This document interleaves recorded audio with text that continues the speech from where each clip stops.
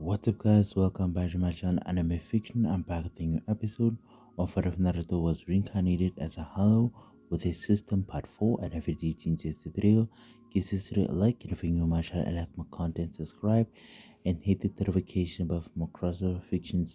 Now let's begin this new video.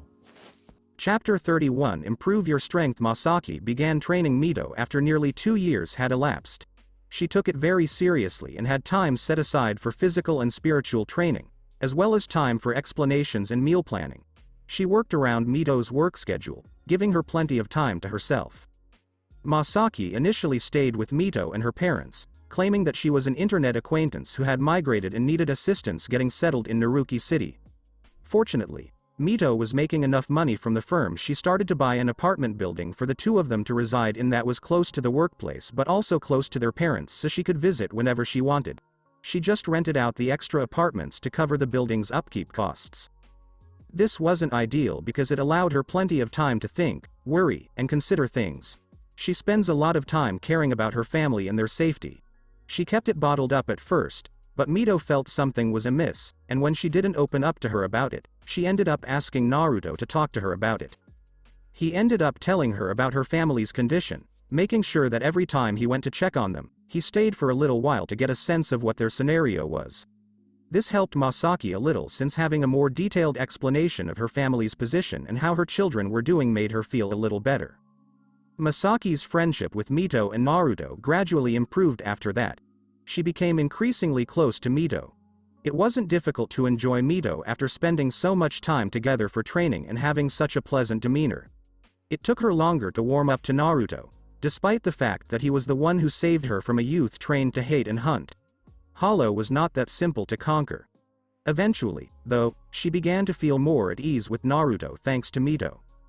She had also noted that she seemed to be regaining some of her strength over the months, which she was quite intrigued about, but she hadn't told Naruto or Mito yet. She was starting to trust them, and she hoped Naruto trusted her enough to be okay with it, but she wasn't about to take that risk just yet. Naruto made it a point to spend time with Haruko whenever he visited Karakura town to check on the Kurosaki family. She was concerned when he went missing for over a week without saying anything after the kidnapping. He was able to persuade her that he was well, but he was disappointed to learn that he wouldn't be in town as frequently anymore. Naruto was still completely focused on ridding Naruto City and its surroundings of hollow and animal souls, and he would take care of any outright potential threats to the Kurosaki family whenever he checked in on them, though he was cautious and tried not to take care of too much to draw undue attention. Mito was focused on expanding her firm, which had grown to the point where it could be termed an international enterprise. Her team was fast expanding, releasing her from most of the actual programming and development labor and elevating her to a position where she mostly needed to supervise the development's direction and let the employees figure out the implementation. Unfortunately, their father continued to work despite Mito's willingness to assist with the finances so that he could retire and spend more time with them. He was probably uncomfortable with the notion of not being the primary provider for the household, so Mito shelved it for the time being in the hopes that they might gradually change his attitude. Meanwhile, she spent her leisure time training and investigating her abilities. Because of her physical training, she had increased the amount of power she could bear, and with Masaki's explanations and training, she had created a very basic form of bringer light. She still had a long way to go because her fundamental physical ability and amplification weren't that excellent, but the first step is frequently the most difficult. Naruto was also pleased to see that the Kurosaki family was returning to their previous form, with Ichigo growing more reclusive and Karen distancing herself. Ichigo had now met Chad. He wasn't thrilled that they were suffering, but it was necessary for things to proceed according to the intended timeline for the time being while he waited. Time jump of 2 years, plus 1095000 hollow XP, 91,200 XP from animal spirits added. 4,500 XP from pluses humans added, plus 32844 hollow spirit power. Spirit power plus 90 from pluses humans, plus 730 spirit power gained through passive absorption. Plus 16 levels, 16 stat points added, equals status board equals. Naruto Uzumaki's name, spiritual age, 52 to 54. Ethnicity. Hollow, rank, null, level, 80 to 96. XP. 3710 56,610 equals stats, equals, force, 35 to 40, deficiency, 45 to 50. Constitutional amendment, 15 to 16, 20 to 25 intelligence.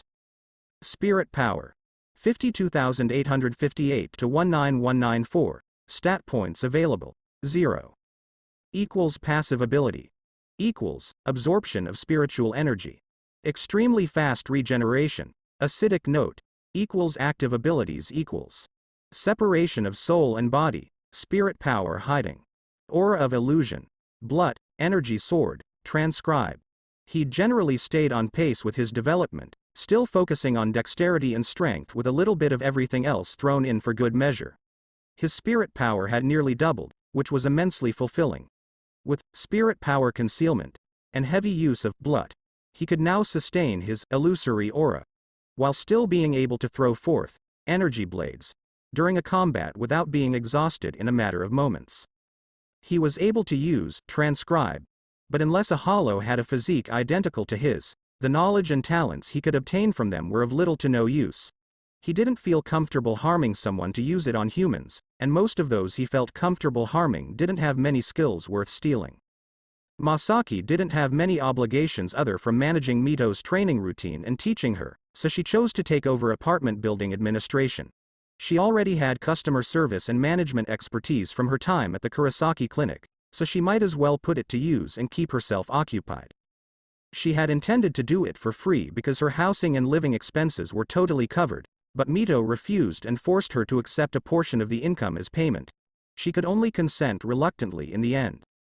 Managing the apartment complex also kept her mind occupied, which was fortunate because not seeing her family for so long was getting increasingly difficult, even if she was well informed about their lives. She reminded herself that she just had 2 years left. Mito had progressed beyond the basics of bringer light and was now able to not only jump higher and move quicker, but also to stand on water or in the air. Her physical condition has also improved, allowing her to keep her bringer light and scepter for extended periods of time. Masaki had also been practicing fighting strategies in her brain, focusing on how her abilities operated. In terms of their corporation is Shoni and its operating system, they had recently surpassed Windows in user base, making them the most popular operating system for consumers, and companies were not far behind. The development team had grown so large and well managed that she could now totally focus on her CEO duties and directing the company. A good secretary also helped her organize everything, giving her more time to train. If she kept up with the company's streamlining and development, it wouldn't be long before she could step down as CEO and simply remain as the owner, only stepping in when things went wrong. Because of how advanced and full the operating system was at the time, they chose not to go public or seek outside finance, which means she will still be the sole owner 6 years later. More good news was that they were ready to persuade their father to retire now that he was over 60, allowing him to spend more time with his wife and daughter. It took some time, but he was eventually able to enjoy his time without feeling responsible. Their retirement finances were set, and his daughter was the CEO of a highly successful company, so he had little to worry about. Their mother was content. Nothing had changed for her. However, she was content since the lives of the 2 most important persons in her life were going well. Another advantage was that she could spend more time with her spouse and kids. Masaki had recently begun regaining access to her former powers, allowing her to wield Blut Vene for defense and her Heilig Bogen to fire her spiritual arrow once more. This delighted her because she had felt lost since losing her powers. She had been trained on them for as long as she could remember, and not having them seemed like she was missing a piece of herself. They hadn't returned to normal yet, but she was at least able to fight back against the weak hollow, which was more than she had dared to expect for. At the same time, there was a slightly uneasy sense that grew stronger as she used her skills. It seemed as if she was having difficulty controlling her powers the way she used to, which had never happened before. She hadn't mentioned anything to Mito or Naruto yet since she was concerned about what it could be. Time jump of 2 years, plus 1132500 Hollow XP, plus 97400 Animal Spirits XP. Plus 4200 XP from humans, pluses, plus 30290 Hollow Spirit Power. Spirit power plus 80 from pluses, humans, plus 730 spirit power gained through passive absorption. Plus level 12, 12 stat points added, equals status board equals. Naruto Uzumaki's name, spiritual age, 54 to 56. Ethnicity. Hollow, rank, null, level, 96 to 108. XP. 3710 56,610, equals stats, equals, force, 40 to 40, deficiency, 50 to 55. Constitutional amendment. 16 to 18, 25 to 30 intelligence. Power of spirit. 52,858 to 87710, stat points available, 0. Equals passive ability. Equals, absorption of spiritual energy. Extremely fast regeneration, acidic note, equals active abilities equals. Separation of soul and body, spirit power hiding. Aura of illusion. Blood, energy sword, transcribe. Naruto had broken through to the point where he felt his combat efficacy was probably near or at the bare minimum for fighting a lieutenant and would be able to match most Jillian despite not having been one yet. As soon as Jillian turned, he should be easy to devour. His talents were making up for a lot of the gap, as Blood increased his offense and defense a lot by supercharging them with his spirit force, and Energy Blade provided him the capacity to fire off enormous blasts of energy, which he didn't really have access to before he received it. He felt horrible about transcribe, because he thought it was a skill with a lot of potential, but there wasn't much to be gained from the memories of basic hollow or typical human criminals, and those were his only available targets right now. He couldn't wait to battle some higher-ranking hollow, such as Ijukas and above, who have gained consciousness and may have recollections of strong techniques they practiced. It's still best not to tangle with Shinigami. They are too organized to combat, unlike hollow, and fighting one is like kicking an ant's nest. He's also unsure whether he can use Shinigami spirit power reliant items with his hollow spirit power if it isn't provided and changed by his system. Otherwise, it would be fantastic to use it to master various Keto methods. Naruto was engaged in battle with a bird like hollow. He was chasing it through the sky when he heard an alarm that he hadn't heard in years. Most crises they could manage themselves by now, thanks to the growing strength of Mito and Masaki, so the system didn't bother sending him tasks. Great for his peace of mind, but not so great for his skill set. Emergency mission. Rescue Masaki and safeguard Naruki City. What? What is the connection? What the heck are they doing? He thinks to himself. He stabs the bird hollow with both blades before separating them, bisecting it and devouring it before paying more attention to Masaki's spiritual signature and discovering it oscillating wildly between typical human levels and even peak hollow levels. It also appears to have a familiar aspect about it that he can't quite place. What the hell is up with her? Is there any danger to them? He is concerned. He goes to find her during one of their training sessions with Mito, but her eyes are turning black. Meanwhile, a bizarre bone-like material with a blue vein pattern appears to be attempting to consume her. Masaki screams something that sounds like a cross between a human scream and a high-pitched hollow roar. She seemed to be in pain and to be losing control. Shit. Isn't this similar to Ichigo losing control of his empty self when he became a Vizard? He exclaims inside. He looks across to Mito, who is quivering in dread but also appears to be concerned about Masaki. What's going on with her? She inquires. There's no time to explain. Naruto screams at her.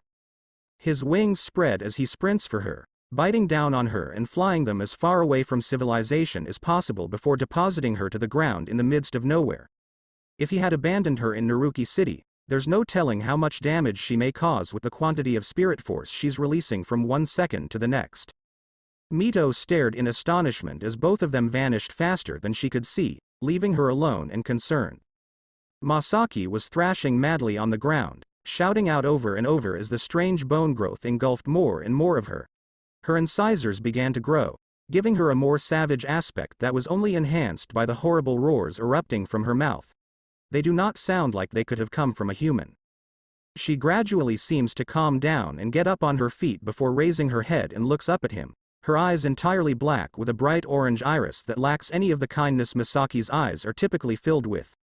Except for her face, the bone-like growth with blue veins has formed a kind of bone-like armor all over her body.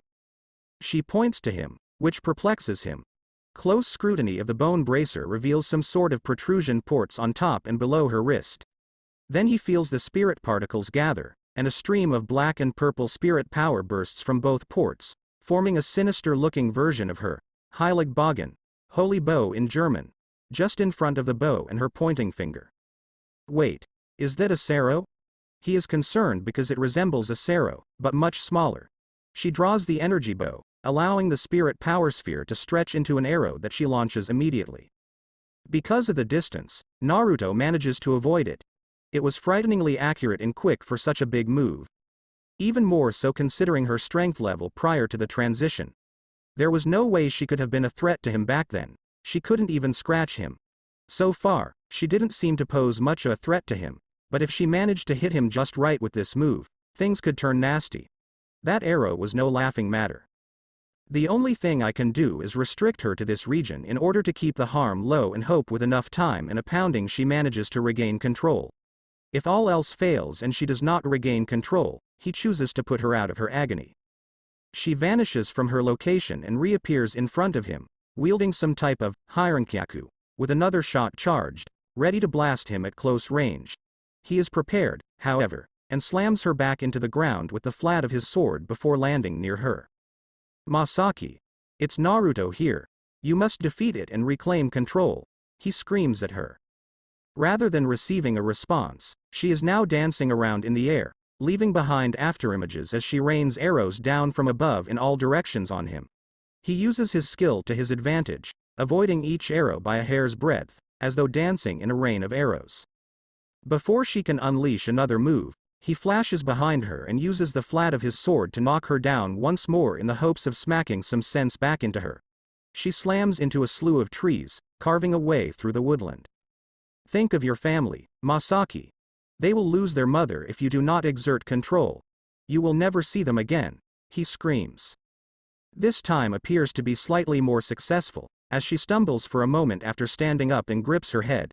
It doesn't last long before she tosses her head and lets off another roar. Masaki's bow began to shrink down. Unfortunately, this did not indicate that it was losing power. Rather, it appeared that the bow was being honed to its intended form, which was more concentrated and less wild than previously. The same appeared to be true for her armor, which appeared to be refining its design with the Blut-Vene-like patterns becoming brighter. This was probably a good sign that she was gaining control and not acting like a completely wild beast. However, this made her more dangerous until she regained control. She fired another salvo of arrows, the power being roughly the same but the speed increased significantly. He was still dodging them deftly, but his massive bulk made this difficult, and several began grazing him, boring trenches into his skin despite running Blut-Vene himself. Thankfully, high-speed regeneration was up to the task, and the cuts were regenerating at a noticeable rate. Despite the onslaught of arrows, he moved in towards her and managed to strike a kick on her face, sending her tumbling backwards. I'm sorry, but you need to wake up. He did, however, feel awful about kicking her in the face. It's not the same as doing the same to a hollow or a guy. As she struggled to get back up, this strike appeared to shake her even more. Think about Ichigo, Karen, and Yuzu. They're all expecting you. Are you just going to abandon them? He tried to remind her of her family once more because that was the only thing that had any effect so far. She was still struggling, but he observed a pained expression on her face, as opposed to the insane unhinged one she had been displaying up until this moment. While the hollow side was forward, he flipped and kicked the back of her head into the ground before straddling her and piercing his arm blades into the ground across her neck. He viciously headbutted her in an attempt to break her last battle. Masaki, I'm confident you're better than this. You are not a bad mother. Your children rely on you, he says. Despite cutting into her neck, he keeps her pinned to the ground with both arm blades across her neck, keeping her immobilized. He was able to pin all four of her limbs with his remaining limbs. She gradually relaxed. He observed the armor gradually dissolving, and she eventually passed out. Paying attention to her spiritual pressure, it calmed down and dropped again, but it was still significantly higher than before the event. He became aware of something in the distance at that point. He immediately utilized his illusory aura to envelop both of them, making it appear as though no one was there while remaining totally still. In the distance, a pair of Shinigami appeared. They were dispatched to investigate some strange readings in the region. It wasn't difficult to figure out what had transpired here. There were trenches and holes everywhere. Such traces are quickly hidden in a forest like this, so they were obviously new. Unfortunately, the large readings found previously were gone, and even with their measurement devices, they couldn't figure out where it went. They ultimately reported back to Hell Butterfly about the traces they discovered near the source, but they were unable to determine the cause. Before leaving, they conducted one last survey in the region. While on Earth, they did not have the luxury of time. Back in Soul Society, they didn't have much free time. Naruto didn't take the unconscious Masaki back to Naruki City or any other populous area because he didn't know if she'd be in control when she awoke or if she'd resume her rampage. Masaki awoke sluggish, and it took her a few moments to recall what had happened before she lost consciousness, and it was all very foggy because she wasn't in control, all of her emphasis being on her fighting the hollow inside her. I'm so sorry, she admits. She feels terribly bad since she knows that if it weren't for Naruto's actions, she would have killed a lot of people, which horrifies her. Not only that, but she would have been discarded by Soul Society or exploited by unscrupulous persons. Just thinking about the possibilities makes her quiver. All well, no need to worry about it too much. We can't leave until we're certain you've truly mastered your hollow side, and the only way to know for sure is for you to transform into your half-hollow form without losing control, he says. She nods uncomfortably, still unsure how to handle the metamorphosis, but she realizes she has no option. Still thanks for dragging me back, she adds, her eyes filled with gratitude that hadn't been there before, despite the fact that he had saved her earlier. They initially note that her Quincy powers have entirely restored, even when she is not in her hollow form. The first time she tries to compel herself to transform, she quickly loses control, requiring Naruto to knock her out again. After a few days of constant attempts and Naruto pounding sense into her, she eventually manages to keep control while changed. She's not quite at the visored level, but they were changed from lieutenants and captains. Meanwhile, she was mostly an ordinary human before her metamorphosis, he reflected. Although the circumstance had been perilous, he could see the potential for this because it meant she could protect herself and was more than capable of protecting Mito as well. It also appears that we have made a breakthrough in her trust. Before this, she was still wary of me, which she didn't have with Mito even after all these years. He grinned at Masaki. Alright, let's go back.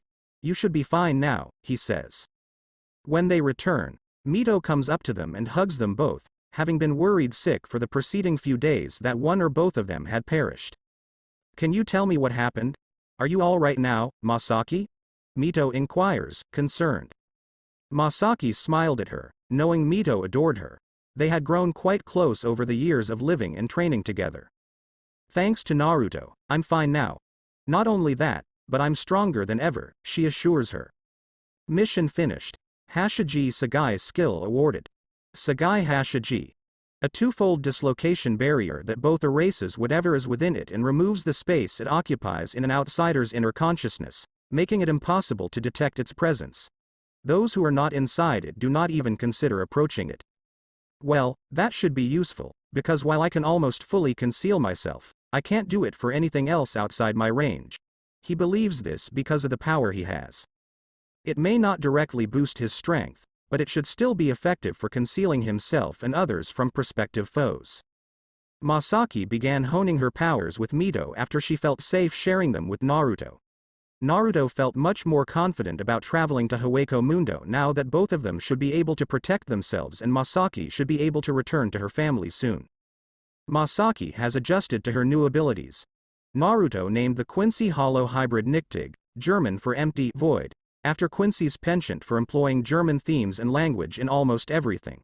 She had also returned to making Gint for spells now that her powers had returned, in preparation for the battles she knew were coming from Naruto. She was going to be ready to defend her family personally when the time came, rather than relying on others. Mito's firm had really taken off, and she had finally promoted a CEO to take over for her, and she only needed to attend board meetings on a monthly basis to keep track of the company's development and roadmaps, rather than being present on a daily basis. They had solidly established themselves, and there was no opponent even close to competing with their offering. Meanwhile, Naruto had told Mito about the concept of the smartphone with touchscreen displays, knowing that this would be the next big thing after the cell phones that were currently all the rage, and he knew that once smartphones took off, the PC market would shrink due to the growth of the mobile market. He also knew exactly how a successful smartphone looked and worked, so all her team had to do was figure out the execution and integration with their existing PC platforms. Though Naruto was confident in his ability to travel to Hueco Mundo and survive there, he was still extremely pleased that he had managed to put Mito in a position, both financially and in terms of safety, where she should be able to care for herself and the family regardless of what happened to him after he left. His father had relaxed and was now thoroughly enjoying his retirement, with his mother even intending to visit various destinations across the world that they had never been able to visit previously due to his work duties. Locations such as London, Paris, and New York. Their parents' lost romance was being rekindled by their time and care. Finally, he was paying attention to Ichigo, who had just unlocked his Shinigami powers and was hunting Hollow alongside Rukia, unaware of the intrigues going on in the background. Time jump of 2 years. Plus 1,105,600 Hollow XP. Plus 92,300 Animal Spirits XP. Plus 4,450 XP from humans pluses, plus 30290 Hollow Spirit Power. Spirit Power plus 70 from pluses humans, plus 669 Spirit Power gained by passive absorption. Plus 9 levels, 9 stat points added, equals status board equals.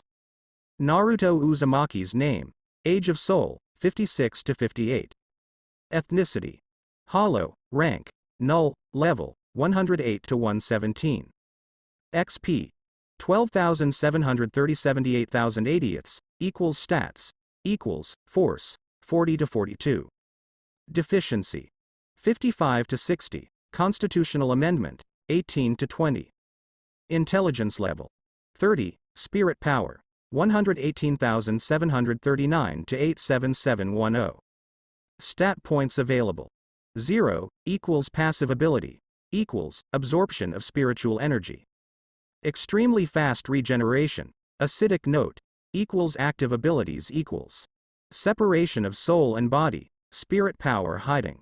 Aura of illusion, Blut, energy sword, transcribe. Sagai Hashiji. His growth rate had slowed to virtually a halt due to his experience, since he was only gaining a level every few months now. Therefore the majority of his growth came from his increased fighting senses through non-stop hollow hunting and combat training with Mito and Masaki. His expertise developed as he continued to practice them, even employing Hashiji Sagai to conceal Mito and Masaki's training as it became more rigorous. He had now reached the point where he should be able to fight toe-to-toe with your average lieutenant, and while he didn't know what would happen when he transformed, he guessed he would have surpassed the lieutenants and be at or close to some of the weaker captains in combat strength once he transformed into a Jillian.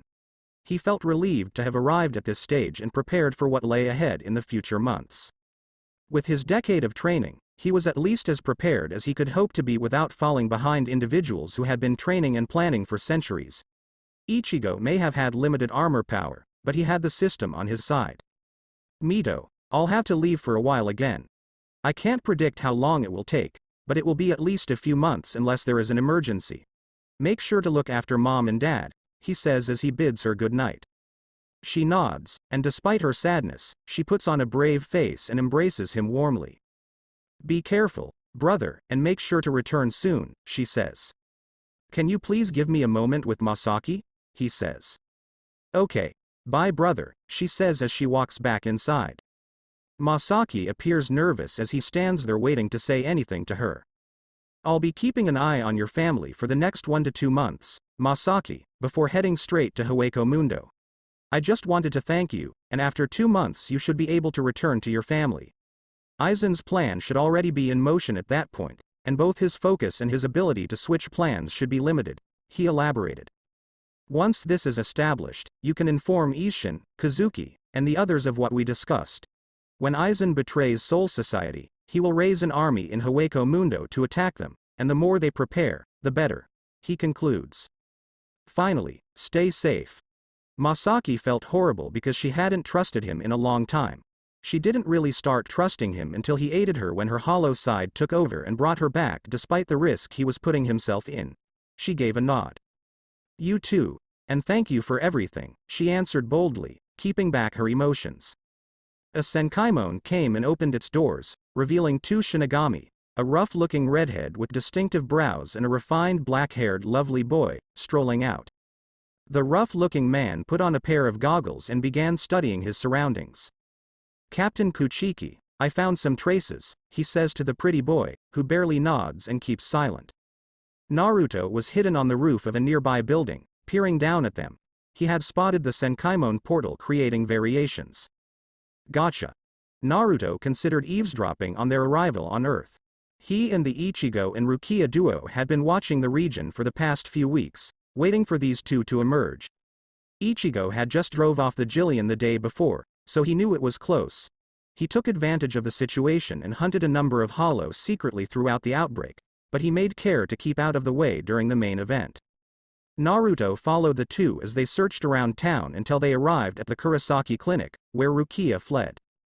Kuchiki Rukia, we've found you, the rough-looking one smirked. The rough-looking one roared at her from atop a powerline pole after chasing her for a while unobserved.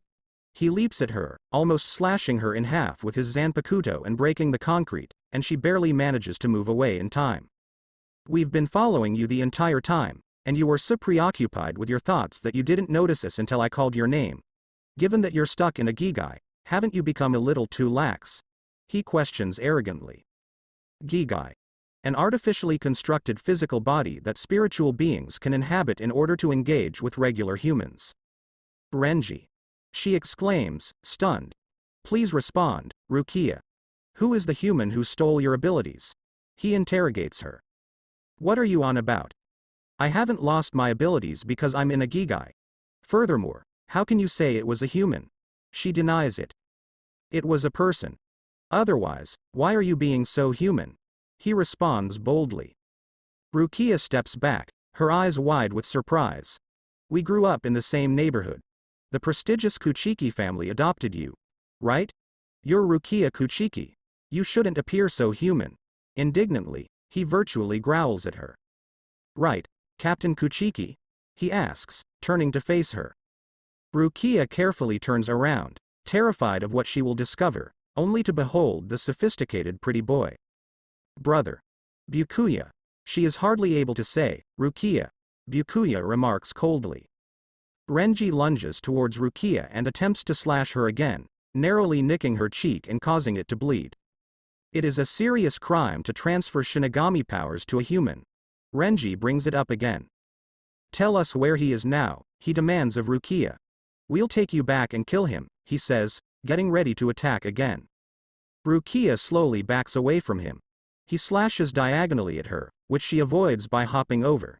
She only manages to avoid his next hit by rolling back on the ground and then jumping back up on her feet. She's already exhausted her strength and falls to her knees. Renji approaches her to finish her, but is cut off by a spirit arrow that he has to dodge at the last second. A black-haired bespectacled man with sharp eyes and bandaged hands walks into the light of a street lamp. Two armed men assault a girl. How unpleasant, he remarked as he approached them. Can you see us?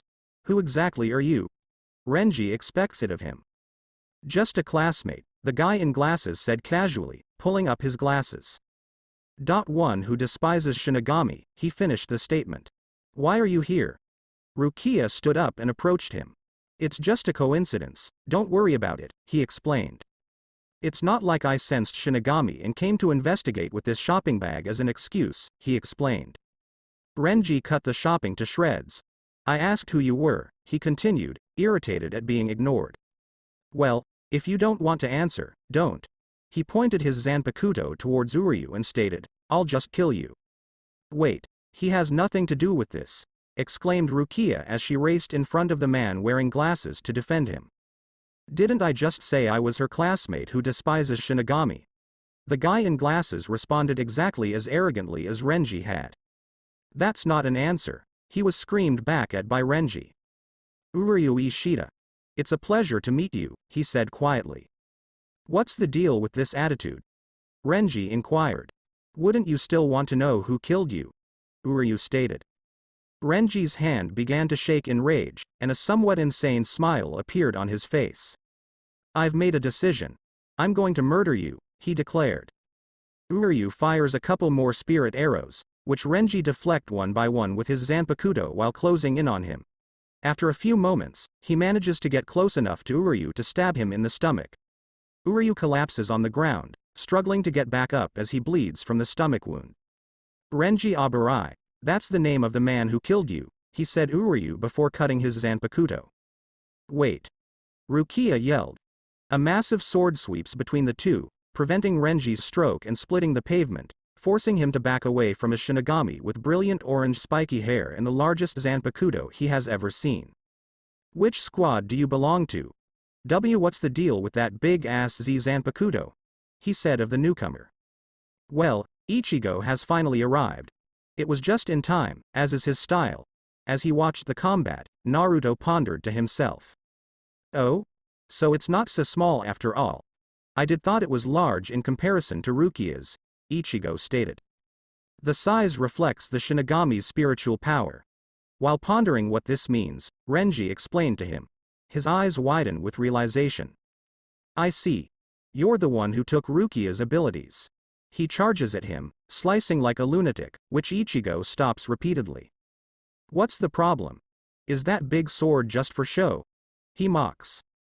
Ichigo eventually takes a wide swing at Renji, but Renji leaps over the blade and slashes him from behind on his shoulder, immobilizing him. Uryu, who is struggling to grip Rukia's ankle, prevents her from running towards him. It's done. You'll die, and Rukia will regain her abilities. Then we'll return her to Soul Society, where she'll die. Renji expresses himself.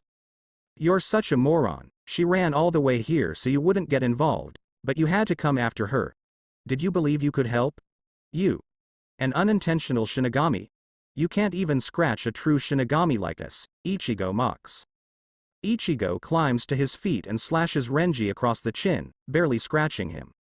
I knew you were chatting, but your face was so open. I couldn't help myself, but why don't you keep going? You mentioned not being able to scratch yourself.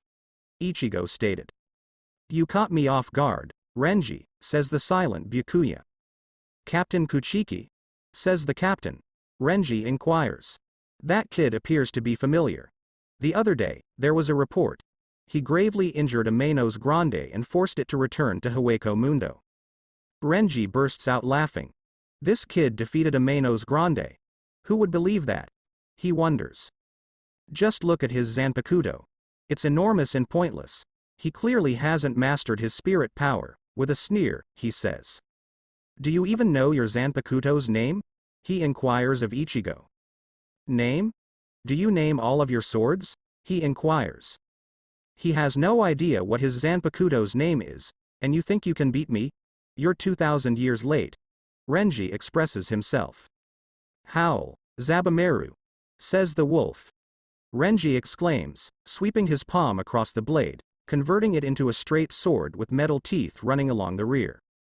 He swings the converted blade down on Ichigo, but midway through his swing it divides into segments, transforming into a sword whip that pierces Ichigo's shoulder and causes him to drop the Zanpakuto. Renji slowly pulls his Zanpakuto out one tooth at a time, nearly ripping Ichigo's arm off. Ichigo collapses on his knees, his motionless arm gushing heavily. It's all over, brat. It's time to get started. Renji screams. Renji sprints towards Ichigo to deliver the knockout blow, while Rukia breaks free from her lethargy and dashes towards them, climbing onto Renji's back and seizing his arm, which is holding the Zanpakuto. Run, Ichigo, she shouts. Ichigo, on the other hand, picks up his Zanpakuto again. Oh, you can still move? While still fighting Rukia, Renji asks him. He eventually gets rid of Rukia. Well, struggle and die, he exclaims with glee. Suddenly, spirit power begins to collect around the barely awake Ichigo, forcing Renji to withdraw away from the spirit pressure. Ichigo glances up at him, his eyes barely open, before springing at Renji and slicing him across the shoulder, whirling around and dashing at him again before Renji can react. Ichigo fires another upward slice at him, which grazes his forehead and splits his sensory goggles in half along the middle. Ichigo used his shonen power and began swinging violently at Renji, driving him into a corner and unable to reply other than evading and parrying his furious attacks. Finally, he collapses to his knees, and Ichigo dives in for the killing strike. Even anticipating what was to come with his heightened agility and intellect, Naruto could only just make out Byakuya approaching Ichigo, breaking the blade off his Zanpakuto and returning to his old place, blade in hand. The others had not even noticed. Ichigo finally realized something had broken his sword and turned to face Byakuya, only to find his blade in Byakuya's hands. Byakuya places his hand on his sword and drops Ichigo's blade. Before Ichigo realizes it, he has reached him and stabbed him twice. Naruto was paying close attention to every move Byakuya did, since seeing his hoe and swordsmanship would be helpful for when he regained his humanoid shape and could analyze it with his current intelligence. Renji and Rukia are similarly stunned, barely comprehending what has occurred. "What's the matter, Renji?" Byakuya inquired. "And nothing. You didn't have to come in, Captain." Renji responds with humiliation. "If I just sat there and watched, I'd get rusty." Byakuya responds casually. "Ichigo." Rukia shouts and dashes towards him. However, Renji stops her on her way. "Let go, Renji," she exclaims. "Look, the kids are dead. Interfering now will just lengthen your sentence," he responds. "It's entirely my fault he died. So what's the harm in following him?" In anguish, she yells at him. "You can't seem to stay away from him," Byakuya inquires. "Brother." Rukia began, unable to respond. Byakuya tells her, he looks a lot like him. Ichigo clutches Byakuya's pants hem. He struggles, "I'm not dead yet." Rukia, seeing that if he continues to struggle against her brother, he will die, runs up to them and kicks Ichigo's hand away. "What exactly are you doing, Rukia?" Ichigo questions her angrily. "You're just a person. How could you grab my brother in such a way? Know your place," she says. "Let's go back, bro. I shall atone for my transgressions. There's no need to kill him. Simply let him die," she tells Byakuya before walking away determinedly, tears in her eyes. "Alright. I've already broken his chain of fate and soul sleep. He'll die shortly, and if he lives, he'll never be able to use his power again." Byakuya reacts. Renji activates a Senkaimon, and the three walk together inside the portal, leaving Ichigo to bleed out onto the sidewalk. Byakuya returns his attention, going through the place where Naruto was hidden, but shakes his head and turns around, exiting via the Senkaimon that closes behind him. A few moments later, the blonde homeless man in green Urahara Kazuki appears and snatches up Ichigo and Uryu, bringing them away. Naruto exhales a long, drawn-out sigh. Thank God it's all over and nothing went wrong. For a brief while, he believes Byakuya was aware of his presence. He looks at the location where Kazuki kidnapped Ichigo. Alright. Now that Rukia has been kidnapped, Ichigo will be traveling to Soul Society, which means I can depart for Hueco Mundo, he concludes. He expands his wings and flies towards the battleground where he and Masaki fought. This location is out of the way, and even if his plans create additional damage, things are already screwed up here. Alright, system, stop suppressing evolution, he thinks. Affirmative response. Evolution began. He felt as if a seal inside him had broken loose, and an enormous amount of force was flowing into him, driving him to buckle his knees from the sheer weight. It felt fantastic at first, but then it began to feel like he was being torn apart and patched back together again and again.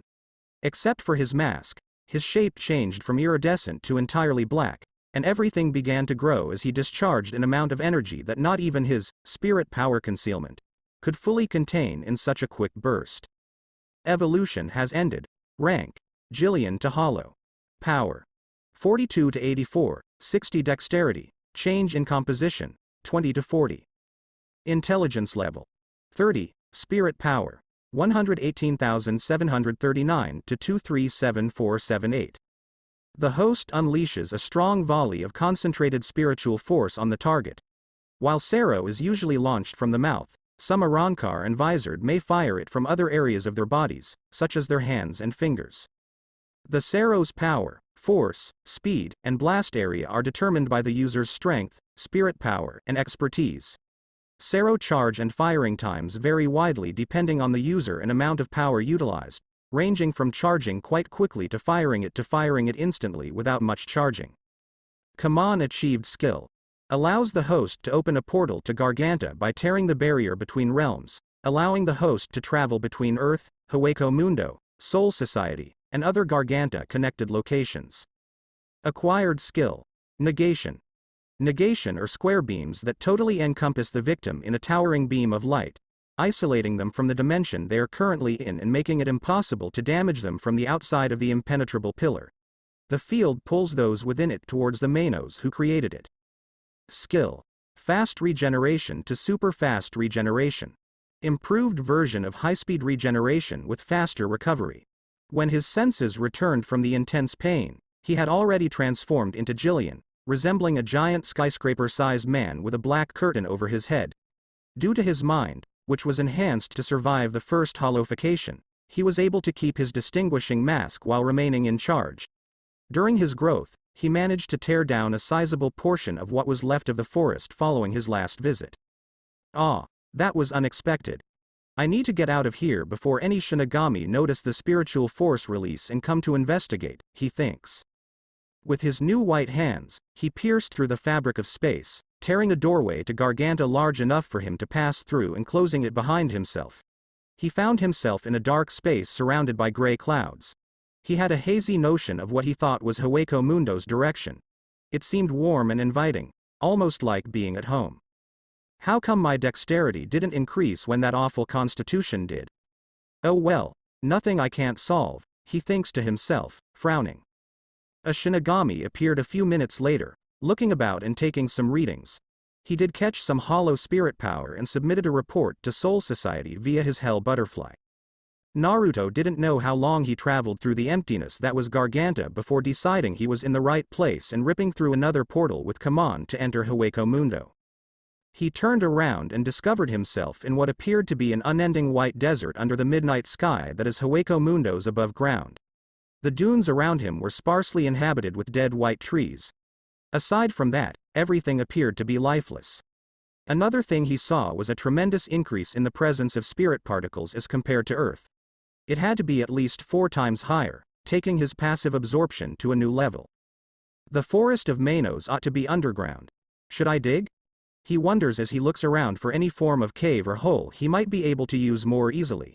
He tried to utilize his spiritual sense to see if he could find anything useful, but the environment wasn't particularly lively. I suppose it's Hueco Mundo's style.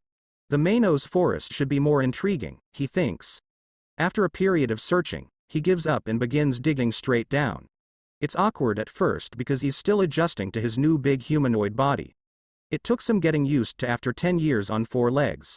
Having hands again was good, though he did miss having blades on him at all times to cut any danger. It takes some time, but the dunes ultimately shift, revealing an opening Naruto falls through. As he descends, he almost forgets he no longer has wings and flails.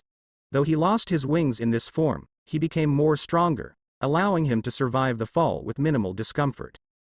He's encircled by what appear to be massive barren gray tree trunks. Even though it's subterranean, light appears to be filtering through. Strange, but whatever.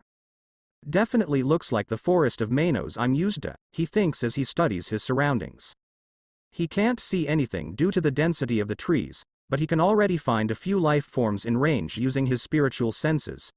Regular hollow would be inefficient because each regular hollow would only have 1 soul. In the meanwhile, each Jillian would house hundreds of souls. Mission. Jillian, devour 20, benefit, advance to the next rank. Sweet. So no hundreds this time, despite the fact that each Jillian is hundreds, so isn't this technically thousands? He wonders. He pays more attention to his spiritual sense and begins traveling in the direction of the strongest signal, which is still weaker than his own. So Naruto has gone to Hueco Mundo, while Ichigo has gone to Soul Society. Now I'm going to invent some of my own logic because the timetable for the formation and development of Las Noches makes no sense to me. I imagine that when Tite Kubo originally presented us to the Arrancar faction, he didn't spend much time thinking about their history, organization, and how it fit into the timeline. Some claim Arrancar have been present for a century, however that is not feasible considering that Aizen is still totally devoted on experimenting on Shinigami, as evidenced by his attempt to hollow-fee Shinigami, which resulted in the Visored. Then, 20 years before canon begins, He is still experimenting with Shinigami souls in order to create white, indicating that he hasn't given up on transcending Shinigami yet, and thus unlikely to be experimenting with artificial Arankar yet, at least not successfully, or he would have given up on the Shinigami experiments already.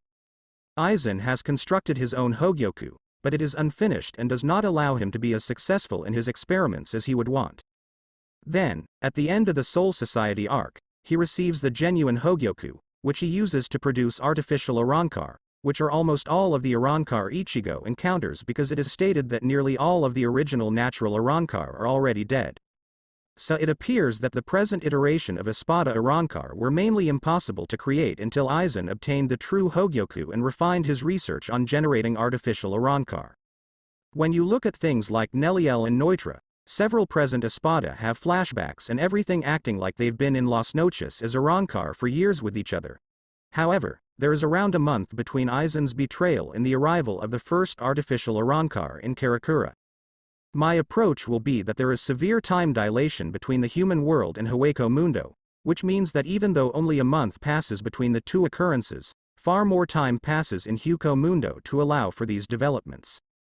It was either that or make it so that Aizen could manufacture perfect artificial Arankar even with his unfinished Hogyoku, which likewise makes no sense, and this method gives me a little more time to explore Naruto's interactions with the Ajukas and Arankar. To be continued. That's it for this guys. Thanks for listening to this video. I hope you did enjoy this story, and if you did, like, share, and subscribe for more. And thank you all for helping support, and have a great day.